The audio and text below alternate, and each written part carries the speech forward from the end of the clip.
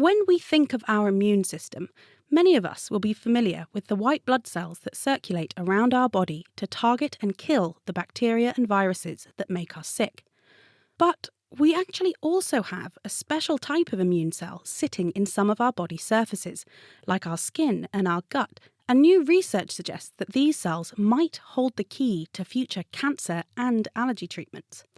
I'm Eva Higginbotham, and I spoke to Professor Adrian Hayday from the Francis Crick Institute and King's College London about his new paper describing the unique way these cells actually work and why they might be an important player in the fight against certain diseases. The big question is why it is that we have within our body surface tissues, for example, our skin and our gut, literally billions of immune cells called lymphocytes, and in particular, cells that we know as T lymphocytes or T cells. And so what are lymphocytes? Are they just white blood cells?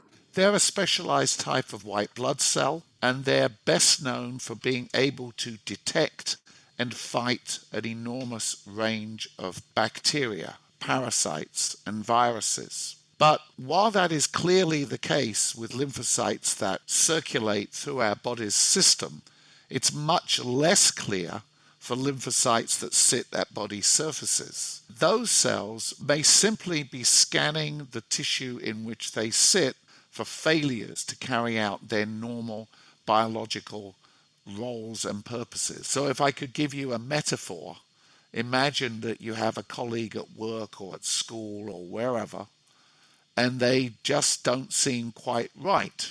Maybe they've started to change the clothes they wear.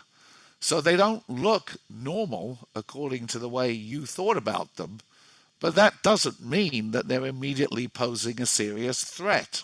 By contrast, how do we tell when something really is not right at all and needs a response? And that's the big challenge for the immune system that is sitting in the tissues. It has to make a judgment call as to whether the tissue is really dysregulated, really functioning badly, or whether, no, it's okay, it's just something minor. Okay, and so what did you do in this study in particular? We have asked the question, how does the T cell compartment that sits within a body surface, in this particular case, the human gut, communicate with the gut cells that those T cells sit adjacent to? And what we found is that they use a single molecule, the T cells use a single defining molecule, which has a remarkable dual sensing mechanism that can at one and the same time receive information about the normal status of the tissue, but also sense when things are going wrong. And this gives these cells an unique, unprecedented capacity to really make decisions about whether or not that tissue needs active immunological responses or whether we should just lie low and let life go on. I see. So it's somewhat more complicated than what we would normally think of as white blood cells that are circulating in our blood, right? Because they're looking for things that are wrong rather than looking for things that are kind of okay. Yes, I think that's extremely well put. So what are the implications of the study? Where are you looking to go next?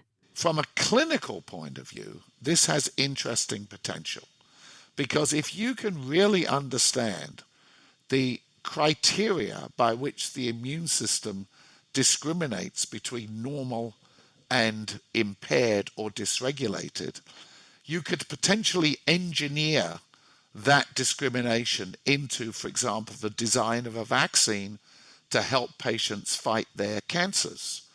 So this is, of course, pure speculation, but I don't think it's at all out of the realms of possibility in the medium-term future.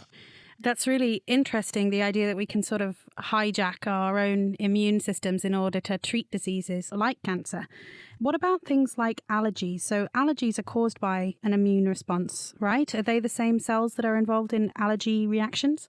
Well, this is a wonderful question because although allergies occur within tissues, allergies in the lung associated with asthma, in the skin associated with rashes Nonetheless, immunologists have tended to look at these from the perspective of the circulating immune system rather than from the cells that sit within those tissues that we're talking about here.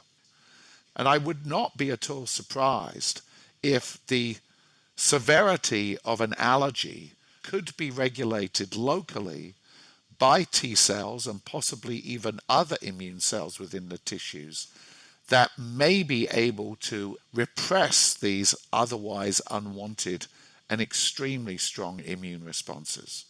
That was Professor Adrian Hayday from the Francis Crick Institute and King's College London, and his paper was recently published in the journal Nature Immunology.